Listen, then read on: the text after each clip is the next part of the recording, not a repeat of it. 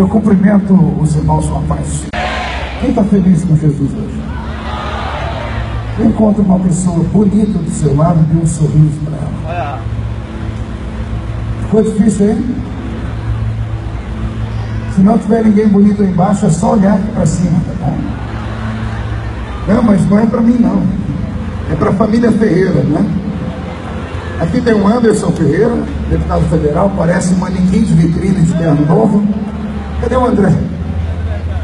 O André foi arrebatado, é tão bonito que não quis ficar aqui para não ofuscar a nossa feiura, né? Chegou? Está aqui o nosso deputado estadual André Ferreira, que também parece um manequim de vitrine de terno. E se não bastasse os dois, está o Fred aqui também, né? O Fred está com o cabelo aqui, está parecendo Tom Cruise. Deus te abençoe, Fred. Anderson, Deus abençoe. Um beijo no coração do nosso pai. Deputado Manuel Ferreira, eterno amigo, é o pai da dinastia Ferreira.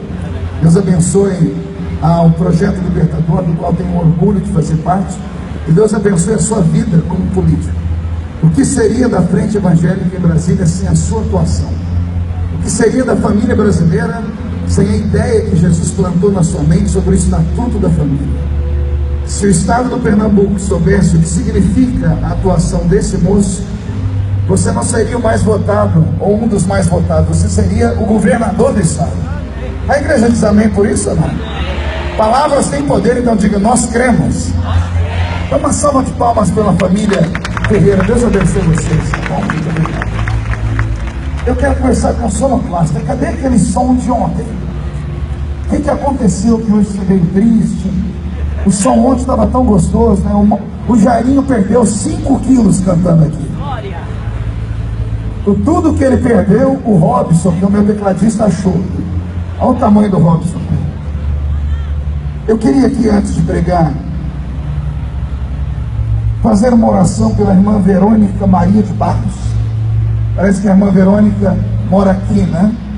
Ela mandou um recadinho dizendo que a última cruzada ela esteve ali, naquela sacada, prestando atenção. Mas hoje ela está em cama, está acamada, está enferma. Mas ela crê que Jesus cura. Alguém crê que Jesus cura? Então estenda a mão para aquela casa, por favor. Enquanto isso, nosso sonoplasta vai tentando fazer o som ficar igual ontem. Pai, nós oramos nesse momento pela irmã Verônica.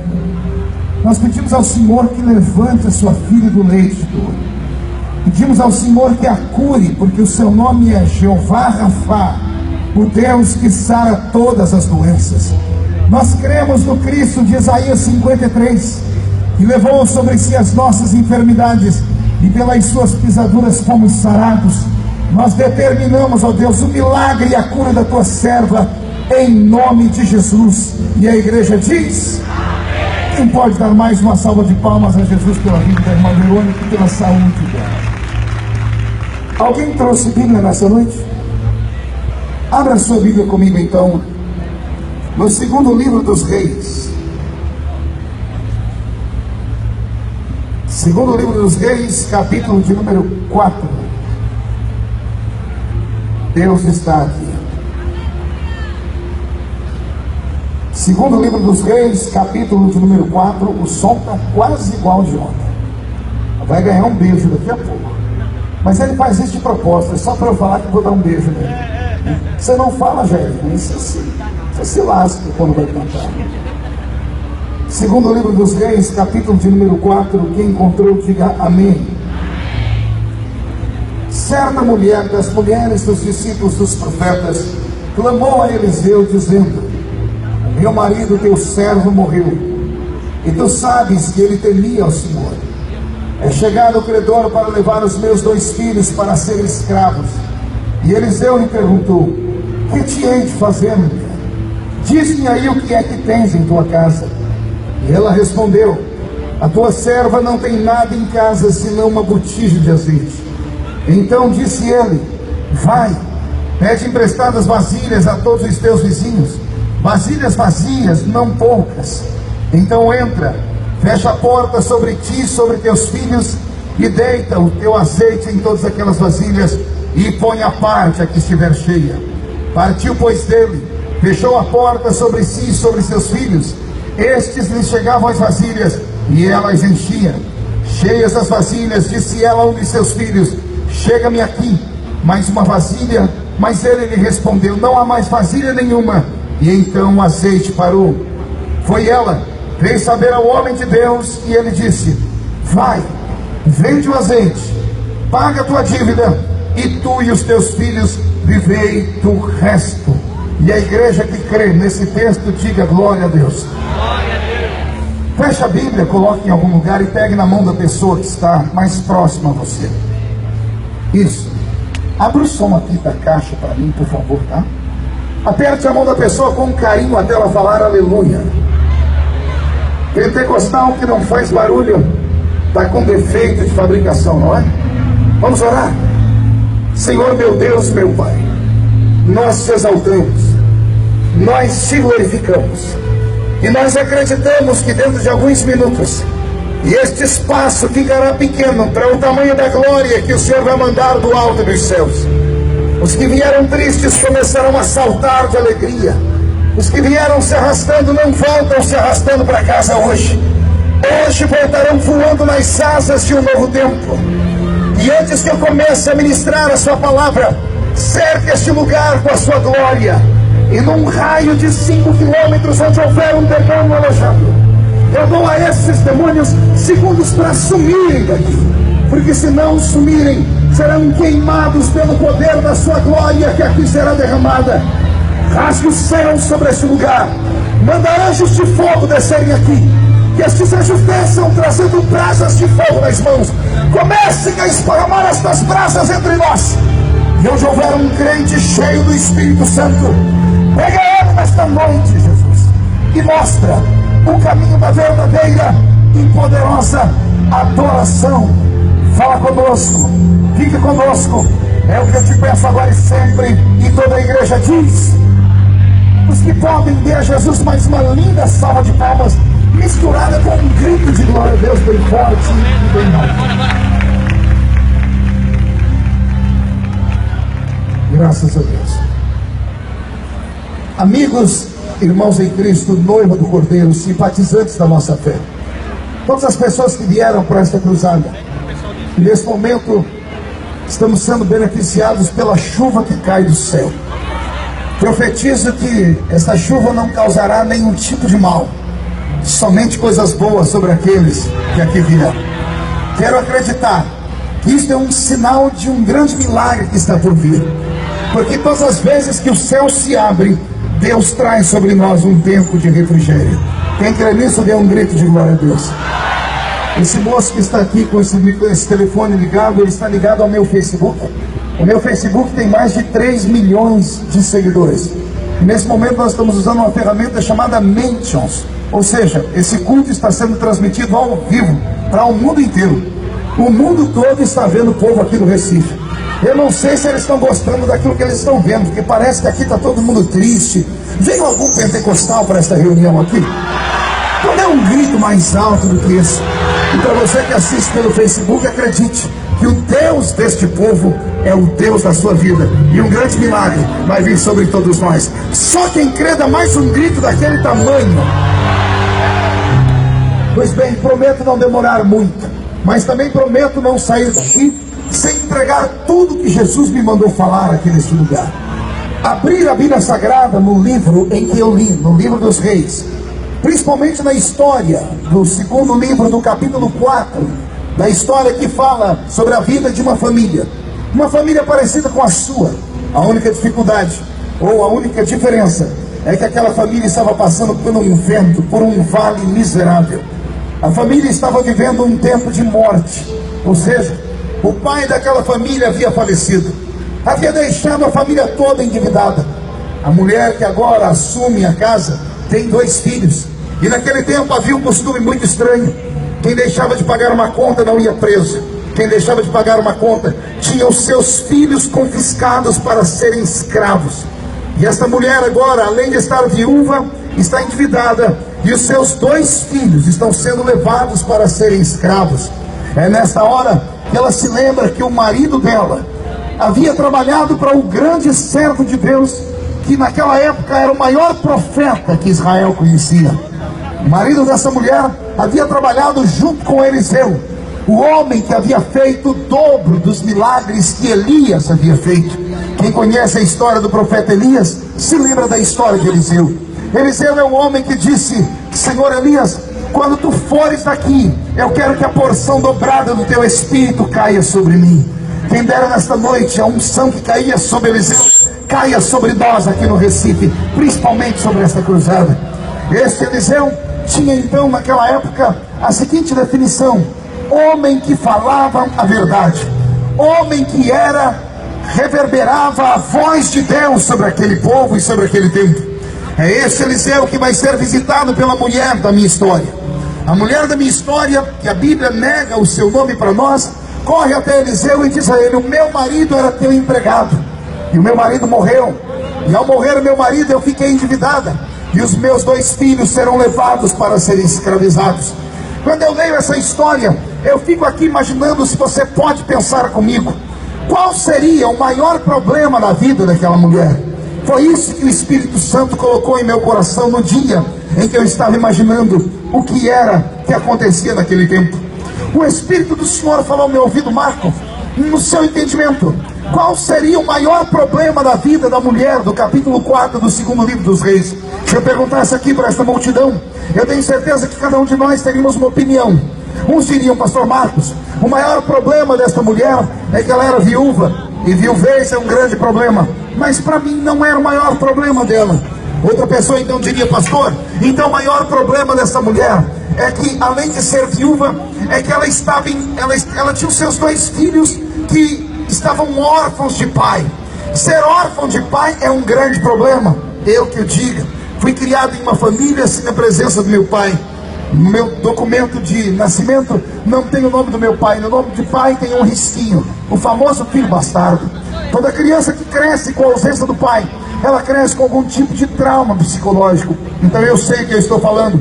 Todavia, ser órfão de pai não era o maior problema que esta viúva enfrentava. Então eu acredito que todo mundo deve estar pensando como eu: pastor, se viuvez não era o maior problema dela, se orfandade de pai também não era o problema dela, o maior problema dela era dívida. E eu sei que dívida é um grande problema. Se eu perguntar aqui quem é que está endividado, é perigoso até as cadeiras que estão no chão levantarem o pé para cima. Só meia dúzia que estão com a vida ganha.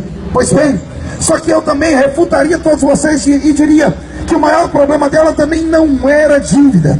E aí alguém deve estar dizendo: pastor, se o maior problema desta mulher não era dívida, se o maior problema dessa mulher não era viuvez, se o maior problema dessa mulher não era orfandade que os filhos dela sofriam pela ausência do pai, qual era o maior problema desta mulher? Antes de falar qual era o maior problema dela, permita-me aqui refutar, porque esses 3 sinais que eu dei não eram os maiores problemas dela. Primeiro, ser viúva é um problema, mas não era o maior problema dela, porque ela era uma mulher que temia Deus. E a minha Bíblia Sagrada diz que Deus é o marido da viúva, que Deus é o que cuida, é aquele que protege a vida da viúva. Existem centenas de versículos na Bíblia afirmando que Deus tem um carinho especial por aquelas que foram abandonadas ou por aquelas que perderam os seus maridos. Segundo motivo, o maior problema dessa mulher também não era a orfandade de pai, porque está escrito na mesma Bíblia que Deus protege a viúva. Diz assim no livro de Salmos: ainda que o seu pai e sua mãe te abandonem, eu, Senhor, te adoto por meu filho, te chamo pelo meu nome. Então alguém deve estar dizendo: pastor, quero ver como é que o senhor vai se sair da dívida. Porque dívida não era o maior problema dessa mulher, porque a minha Bíblia diz que o Deus dessa mulher, o mesmo Deus desse povo que está aqui, Ele ainda é o dono do ouro e é o dono da prata. Deus é o dono do ouro e é o dono da prata. Diz a Bíblia Sagrada que um dia Pedro, o discípulo que Jesus tinha em muita estima, chegou perto dele diante de uma cruzada e disse: Senhor, os cobradores estão ali e querem receber o imposto. E ao invés de Jesus dar dinheiro a Pedro, Jesus disse: Pedro, vai pescar. Eu não sei aqui no Recife, mas lá no interior de São Paulo, onde eu nasci, onde vivo, só vai pescar quem está com a vida ganha. Só vai pescar as pessoas que estão aposentadas, as pessoas que estão de férias, ou as pessoas que estão num bom final de semana. Só vai pescar as pessoas que precisam espairecer, descansar. E olhe, naqueles dias Pedro não era mais pescador. Pedro fazia parte do colégio apostólico de Cristo. E quando Pedro disse: Senhor, eu preciso de dinheiro para pagar a dívida, Jesus disse a ele: Pedro, vai pescar. poderia traduzir isso e dizer para vocês que naquele dia Jesus dizia assim: Pedro, existem problemas que não é para você resolver, existem problemas que só eu resolvo, então vai descansar, Pedro, vai pescar. E Pedro foi pescar. Diz a Bíblia Sagrada que daqui a pouco Pedro volta com um peixe na mão, e eu imagino Pedro levantando o peixe para cima e dizendo: Senhor, já peguei o peixe, e agora? Cadê o dinheiro para pagar o tributo? E Jesus diz para ele: Pedro, abre o peixe, Pedro. Pode imaginar Pedro dizendo assim: mas eu não quero comer peixe, eu não quero limpar as vísceras dos peixes, eu não quero tirar as vísceras dele, melhor dizendo, eu não quero aqui pegar este peixe e fritá-lo, eu não estou com fome, eu estou endividado. Quem tem dívida, às vezes nem fome tem, de tanta preocupação que tem. Mas o Senhor insiste com ele: Pedro, abre o peixe. E a minha Bíblia diz que Pedro obedeceu, porque quem pode manda, e quem tem juízo. Pedro obedeceu, e quando Pedro abriu a boca do peixe, o que é que tinha lá dentro? Quem se lembra? Não ouvi direito. O que é que tinha na boca do peixe? Tinha um anzol na boca dele? Um arpão? O que é que tinha na boca do peixe? Uma moeda, dinheiro. E o dia que eu li isso, o Senhor falou no meu coração: meu filho, diga a todos aqueles que lhe servem que enquanto o mundo grita crise, aqueles que lhe servem gritam Cristo. Não, você não entendeu, vou falar de novo. O mundo pode gritar crise, mas nós que temos fé em Deus, gritamos Cristo. Porque ainda que não tenha escapatória para a esquerda, nem para a direita, nem para frente, nem para trás, o nosso socorro vem do Senhor que fez os céus e a terra. Quando Pedro abriu a boca do peixe, lá estava o dinheiro. E eu falei: Senhor, por que esse dinheiro estava na boca do peixe? Porque a riqueza de Deus é incalculável. Dele é os céus, dele é a terra. Deus tem tanto dinheiro que botou dinheiro até na boca do peixe. O Senhor já me deu aqui a autorização para liberar uma palavra profética. E palavra profética não é liberada para crente covarde, só é liberada para crente que tem coragem. E crente que tem coragem, acredita em profecia, levanta a mão e abre a mão para receber. Eu profetizo que todos os problemas das suas finanças, o meu Deus começa nesta noite a abrir uma porta de milagre. Anote o que eu vou dizer: este ano você terá o melhor Natal que você já teve em toda a sua vida. Este ano será a melhor passagem de ano que você já teve em toda a sua história. E só quem crê pega a profecia, põe no coração e dá um grito de glória a Deus bem forte, bem alto. Agora que eu conquistei a sua atenção e o seu coração, levante a mão direita para o céu de novo. Agarre o ombro de quem está do seu lado esquerdo ou direito. Agarre a pessoa, dependendo se você está de frente, de costa, esquerda ou direita. Agarrou a mão da pessoa, o ombro da pessoa. Chacoalha a pessoa até ela ficar irritada. Irrita ela, por favor. Isso, tem gente que nem para me obedecer presta, raça ruim. Vai, dá um jeito, agarra o ombro de alguém, chacoalha. Diga: Deus te trouxe aqui para isso. Não, mais alto, diga: Deus te trouxe aqui para isso. Diga: Deus te trouxe aqui para sacudir a sua fé. Tenha fé. Aquele que tem fé, além de dar um grito de glória a Deus, tira o pé do chão para adorar. Eu não sei você, mas eu já estou sentindo a presença dele aqui. E a presença dele me diz que essa noite é noite de milagres.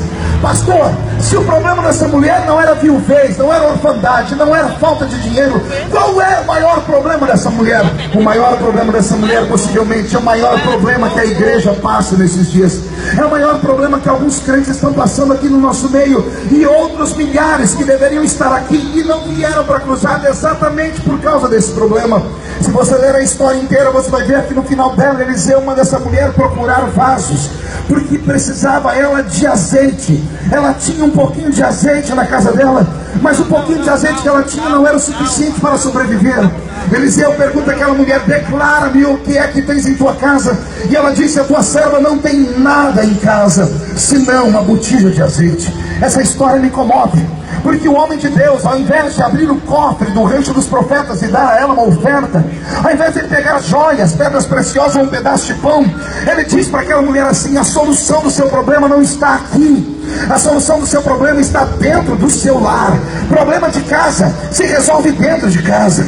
Problema de casa se resolve lá na sua própria residência. O profeta disse: o que é que tem na sua casa? Ela disse: eu não tenho nada. Ela disse que não tinha. Não ouvi, ela não tinha. Depois que ela disse que não tinha nada, vem uma vírgula, e depois da vírgula vem só uma botija de azeite. Eu fico imaginando por que a mulher mudou de opinião tão rápido. Porque primeiro ela disse que não tem nada, depois ela disse que tem uma pequenina botija de azeite, mas ela falou que antes não havia nada na casa dela, e agora ela afirma que tem uma pequena botijinha de azeite. Fiquei imaginando o que é que Deus queria falar com isso. E o Senhor disse ao meu coração: todas as vezes que alguém tenta mentir a um profeta, se o profeta tiver na unção, a pessoa não dá conta. Aquela mulher falou para ele: eu não tenho nada em casa. Ao dizer que não tinha nada, o profeta olhou bem fixo nos olhos dela, e ela sentiu temor. Mais ou menos quando acontece conosco quando a gente era criança. Não sei se você se lembra, quando era criança você tentava mentir para sua mãe. Já aconteceu isso com você? A mãe da gente parece que tem o dom da revelação. Eu me lembro quando era criança, eu era muito peralta, e eu ia para a escola e eu apanhava na escola todo dia. Eu era encrenqueiro e todo baixinho invocado, né? Você sabe muito bem disso. E todo dia eu voltava para casa chorando e entregava para minha mãe o nome dos meninos que me batiam. Um dia minha mãe cansou, ela olhou para mim e disse: se amanhã você chegar em casa chorando, além de apanhar na escola, você vai apanhar em casa também. E minha mãe era uma mulher de palavra, quando ela falava ela cumpria. No dia seguinte eu fui para a escola e só faltou botar na cabeça uma auréola de santo. Eu não mexi com ninguém, eu não conversei com ninguém, eu fiquei no meu cantinho, eu não queria apanhar. Mas o que aconteceu comigo? Um cidadão passou perto de mim e quis cobrar uma dívida antiga. Ele me deu um soco no olho, Gessé. Meu olho ficou inchado. Naquele dia eu fui voltando para casa imaginando o que é que eu vou falar para minha mãe. Eu me lembro que quando abri a porta de casa, minha mãe olhou, ela encarou meu olho e ela não precisou perguntar nada. Eu comecei a dar desculpas: mãe, eu estava vindo e caí com a bicicleta e bati o rosto no meio-fio. Minha mãe continuou me olhando. Eu disse: não, mãe, na verdade não foi no meio-fio, foi no guidão da bicicleta. E minha mãe continuou me olhando. Eu dei mais umas 2, 3 desculpas e minha mãe não falava nada. Até que eu não aguentei, comecei a chorar e me entreguei. Eu apanhei de novo. E minha mãe me deu um aviso naquele dia. Minha mãe não precisou perguntar nada. Mãe, pessoas que nos amam, pessoas que se preocupam conosco, parece que tem o dom de discernir coisas. Assim é o profeta. Quando aquela mulher disse para ele: eu não tenho nada em casa, se fazendo de vítima, ele olhou bem fixo no olho dela, e aquela mulher na hora parou de mentir, e ela disse: na verdade eu tenho em casa uma botija de azeite que está quase vazia. Aqui começa o problema dessa mulher. O problema dela é que ela tinha em casa um pouco de azeite, mas não dava valor a ele, porque o profeta olhou para ele e disse: você vai voltar para sua casa, vai pedir vasos emprestados para os seus vizinhos, vai pegar aquele pouquinho de azeite que te sobrou e vai derramar dentro das botijas vazias, dos vasos vazios, e você vai ver o milagre da multiplicação.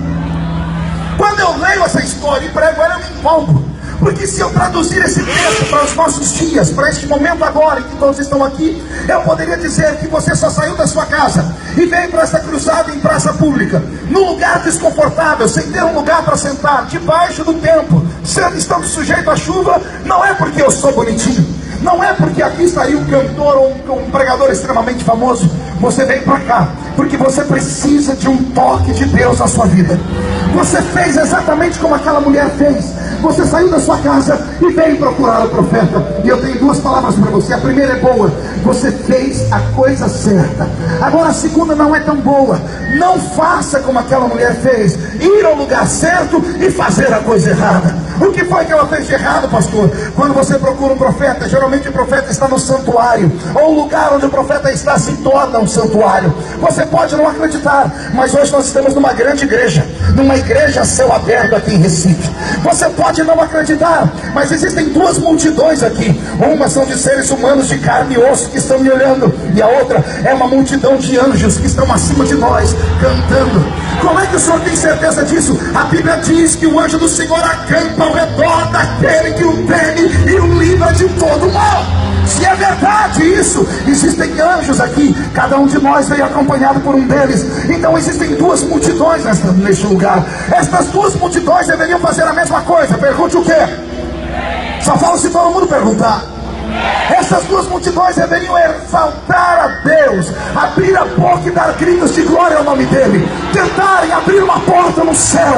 Quem sabe não acontece nesta noite o que aconteceu com Jacó naquela madrugada. Enquanto ele dormia, uma escada desceu do céu, anjos desciam e subiam sobre aquela escada. Eu quero crer que se você abrir os seus lábios e começar a adorar a Jesus, e parar de ficar me olhando com essa cara feia, parecendo que foi batizado num pote de vinagre, parar de ficar me olhando com essa boca travada, essa boca de aço, essa língua de ferro, esse queixo de concreto, e com esse olho seco, parecendo um de sapo que morreu no dia de enchente, eu creio que o céu vai se abrir sobre a sua vida e o milagre vai chegar. Eu posso ouvir um grito mais alto dessa igreja, por favor? Aquela mulher foi ao lugar certo. Ela foi ao homem de Deus. Ela procurou um reduto sagrado. Mas ao chegar lá, ela deveria ter dobrado o joelho e orado, deveria ter clamado, deveria ter levado uma semente, deveria ter levado um sacrifício, deveria ter ido para dar glórias a Deus, deveria ter ido dar graças pelo marido dela ter servido ao Senhor, deveria ter dado graça porque os filhos dela estavam vivos. Mas não, ela chegou intimando, ela chegou no homem de Deus e queria que ele resolvesse os problemas dela. É isso que acontece às vezes na nossa igreja. Você não sabe às vezes a tristeza que me dá no fim do culto. Pergunte por quê. Só fala se todo mundo perguntar. Deputado Anderson Ferreira, não tem nada mais triste do que o final de um culto para um pregador como eu. Deputado André, Fred, e eu já explico por quê. Todas as vezes que termino o culto, eu prego 1 hora, 1h30, 2 horas. Às vezes termino de pregar, canto louvores, oro com o povo pula, grita, fala em línguas estranhas, amém até aí, né? Termino o culto, quando eu vou descer aqui uma escadaria, como nesse viu, vem um monte de gente falando, pastor, ora por mim. E eu digo, por quê? Porque eu estou no vento. Falei, mas você não pegou nada do que eu preguei? Eu passei 2 horas te abençoando. Não, aí a pessoa diz, não, mas eu quero uma oração particular. Por que você quer uma oração particular? Você é melhor do que o outro? Você é melhor do que a outra pessoa que não conseguiu chegar perto de mim? Aprenda uma coisa, se você ficar no culto parecendo uma toalha nova, você não recebe nada. Ai Jesus, o que é isso, pastor? Não tem nada mais triste do que quando você compra uma toalha nova e não lava ela. Você pega a toalha, tira da embalagem e vai usar ela depois do banho. A toalha está bonita, a toalha está perfumada, mas você tenta enxugá-la, não enxuga. Você empurra ela para cá, ela empurra a água para um lado, empurra para o outro, ela não absorve nada. Estou mentindo? Tem crente que vem para o culto e parece uma toalha nova. O céu está caindo sobre ele em forma de... Jesus está mandando fogo, está mandando glória, está mandando chuva, está mandando azeite. O fogo pega no irmão da esquerda que está falando em línguas, pega no da direita que já está chorando, e esse crente fica o culto inteiro parecendo uma estátua de no céu. Isso não te dá o direito de receber nada. Mas se você chegou aqui dentro e tem aptidão para adorar a Deus, comece a fazer a sua parte. Plante glória para o céu, que ele já vai mandar glória para baixo. Se você mandar glória para cima, a glória que vai para cima, ela volta em forma de milagres. Posso ouvir mais um grito de glória a Deus nesse lugar? Vou te contar um outro segredo sobre o culto. Pergunte qual? Todo mundo entra na igreja. Você que está vendo pelo Facebook, aprenda isso também. Todo mundo consegue entrar na igreja. Não basta vir à igreja, porque até cachorro entra na igreja quando a porta está aberta. Difícil não é entrar na igreja, difícil é entrar no culto. Vou falar de novo. Entrar na igreja é fácil, agora entrar no culto, aí não é para qualquer um não. Porque aquele que entra no culto não fica mascando essa desgraça desse chiclete, nem fica mandando mensagem na hora da mensagem, da palavra, não fica aí namorando nessa hora, nem fica bebendo guaraná, nem comendo pipoca. Aquele que veio para um culto de adoração a Deus, eles têm que estar apto a receber a qualquer momento a sua participação. Nem sempre o milagre vem durante a pregação toda. A glória do Senhor e a presença dele é como a onda do mar. Ela vem de tempos em tempos, bate na areia, quebra e recua. E Deus está descendo sobre nós em certos momentos. A presença dele está forte sobre nós em certos momentos. Mas se você não entender isso, se você não se ligar, você não pode receber. O maior problema desta mulher, da minha história na Bíblia, não era orfandade de filhos, não era orfandade de pai, melhor dizendo, não era viuvez, não era dívida. O maior problema dessa mulher é que faltava azeite na botija dela. O que é que faltava na botija dela? Não ouvi? Eu estou pregando para crentes pentecostais aqui. Então você que é pentecostal, diga para o irmão do seu lado o que simboliza o azeite na vida do crente. Não é para perguntar não, é para você ensinar ele. Porque crente pentecostal sabe do que eu estou falando. O azeite na Bíblia é símbolo do Espírito Santo. O vaso na Bíblia é símbolo do corpo humano. Quem aqui nunca cantou aquele corinho? Desemboca o vaso, Jesus, enche de azeite, enche de azeite, enche de azeite. Vamos de novo. Desemboca o vaso, Jesus.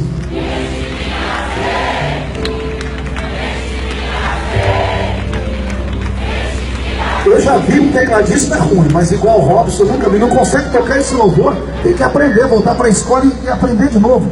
Então imagine, se nós cantamos isso, a vida toda na igreja, falamos que o vaso somos nós, e pedimos para o Senhor encher a nossa vida de azeite, o que é que eu encontro escondido nesse texto da Bíblia?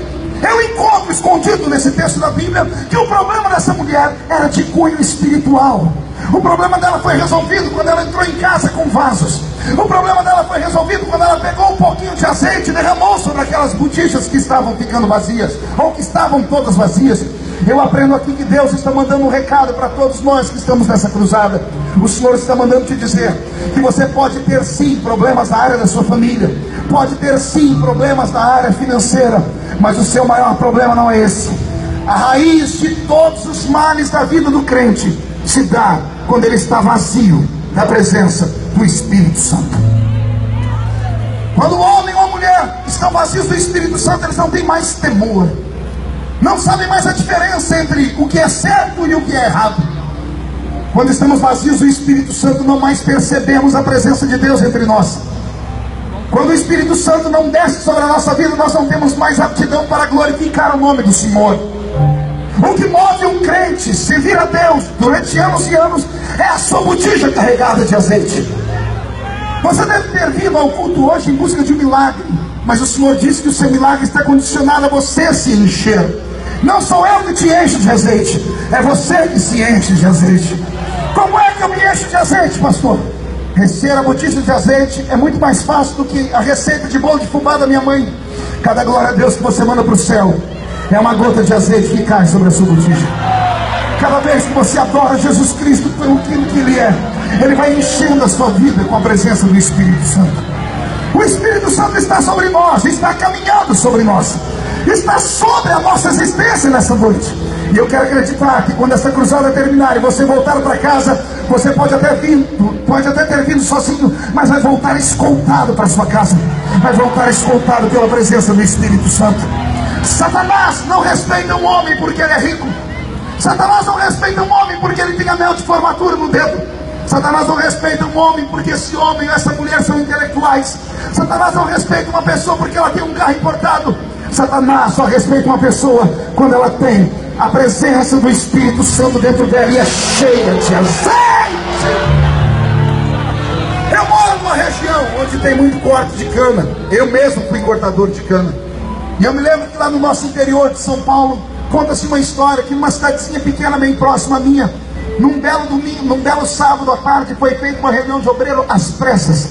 Era uma reunião de obreiro às pressas, porque geralmente a reunião de obreiro era de domingo, mas o pastor mandou convocar os presbíteros, os evangelistas, os diáconos, todos para estarem na igreja no sábado às 3 horas da tarde para uma reunião extraordinária, porque à noite era uma ceia e eles tinham que resolver um problema de ordem ministerial.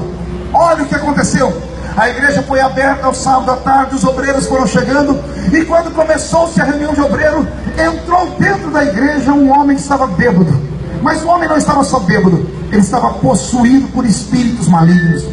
E quando estava continuando a reunião, esse bêbado começou a dançar, a fazer firula, festa. Quando foram tocar nele, ele ficou tão forte que ele começou a derrubar os bancos da igreja. Uma voz cavernosa saiu de dentro dele e se apresentou como um espírito maligno. Era uma reunião de obreiro, e eu não sei se você já foi em reunião de obreiro, é só Deus para nos ajudar, só Jesus para guardar. As brigas são demais, são brigas por cargos, são brigas por posições, são brigas para saber quem tem mais poder, quem pode mais, é uma tristeza. E eu me lembro que me contaram que esse homem endemoniado chamou a atenção de todos os obreiros e começaram a tentar expulsar o espírito maligno dele, e não davam conta. O diabo debochava, Vinham 3, 4, 5 homens para segurar ele. Ele jogava todos pelo chão e diziam: aqui ninguém tem força para me expulsar. Começou aquela situação horrível, aquela situação desconcertada. Os vizinhos da igreja começaram a ver aquele barulho, começaram a se aproximar, até que um diácono foi lá no ouvido do pastor que presidia a reunião e disse: pastor, agora já são quase 4h30, a reunião já tinha ido 1h30, esse horário é o horário que o irmão José desce lá no ponto do pau de arara. O pastor disse: mas quem é esse irmão José? É um crente que o senhor não conhece, é um subidor de monte, é um homem que sobe monte, desce monte todo dia. E pensa num homem que tem autoridade com demônios. O senhor não deixa ir buscar ele lá na casa dele? Ele já deve ter chegado. O pastor disse: meu filho, busca quem você quiser, chama a polícia, mas eu quero que acabe esse negócio aqui. O diácono foi. Quando ele chegou lá no ponto onde descia o caminhão de pau de arara, na época era um caminhão, não era ônibus ainda, estavam descarregando as pessoas, e desceu o irmão Zé. O irmão Zé desceu com aquela roupa de quem trabalha na roça, um embornal aqui nas suas costas, e dentro um facão sarante de cortar cana. Estava todo sujo de fuligem de cana queimada. E o diácono de terno e gravata chegou: ô irmão Zé, faz o senhor. Ele: faz o senhor tem como vir na igreja agora? E o irmão Zé disse: acha que eu vou na igreja desse jeito, pai? Eu estou sujo, lá é a casa do senhor, tem que botar uma roupa melhor.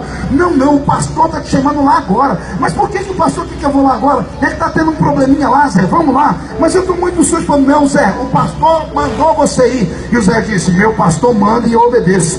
Quando o Zé saiu para ir na igreja, quando faltavam uns 50 metros para entrar dentro da igreja, lá dentro da igreja, o endemoniado parou de fazer a festa, sentou no banco e disse: gente, eu quero agradecer a atenção de vocês essa tarde inteira. Foi muito bom ter participado, estragado a reunião de vocês, mas agora eu preciso ir embora. E alguém perguntou: você vai embora agora por quê? Diz: porque o Zé está chegando aí. Quem é que está chegando aí? O Zé. Vocês não conhecem o Zé? Eu conheço. Canela de fogo, transpira azeite. Tchau para vocês. E foi embora. Antes do Zé chegar, deixa eu te contar uma coisa: os seus problemas não vão ser resolvidos na esfera do intelecto. Não é o advogado, não é o juiz, não é o delegado. Aliás, Anderson, eu venho de uma época que delegacia de crente chamava círculo de oração. Quando tinha um problema, era lá no círculo de oração que a gente dava queixa, porque aquelas mulheres tinham azeite sobrando na sua botija. Eu quero saber se tem algum crente nesse lugar que tem azeite na sua botija. Tem azeite na sua botija? Então levante a mão direita para o céu e levante a esquerda junto. Agarre o da esquerda e da direita agora. Chacoalha eles até eles saírem do lugar. Diga você, irmão: tem azeite aí? Se tem azeite, comece a reagir. Se tem azeite, tem Espírito Santo. Se tem Espírito Santo, tem língua estranha. Se tem língua estranha, tem profecias. Se tem profecia, tem interpretação de línguas. Se tem crente pentecostal, reage.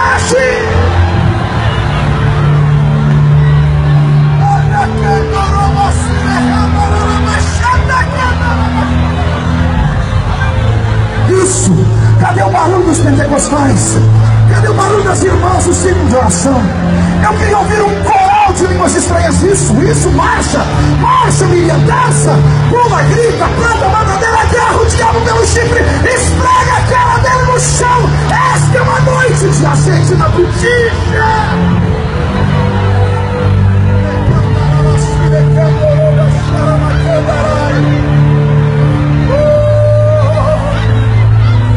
Isso, está subindo colunas de adoração ao céu. Olha lá, Anderson, lá no meio, lá atrás tem gente pulando e dançando. Tem gente falando em línguas estranhas de verdade. Isso, vai, adora. Tem louvor, eu acho que esse o Robson sabe tocar. Toca pra mim: eu navegarei no oceano do Espírito, Robson. Mais rápido, muda as notas. O Espírito do Senhor quer navegar sobre nós aqui. O Espírito do Senhor Jeová está sobre nós. Os que estão assentados, eu convido a ficarem de pé. Os que estão de pé, eu convido a pegarem na mão do seu irmão. Eu quero que o seu azeite multiplique nesta noite. Eu quero que o seu vaso seja destampado, para que o Senhor Deus o encha. Você conhece esse louvor? Eu adorarei.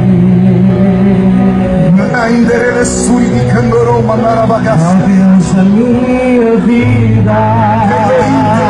Ainda ele sui de candorou bagaça. Que me compreenda. Ainda ele sui de candorou mandar bagaça. Sem nenhum estrela.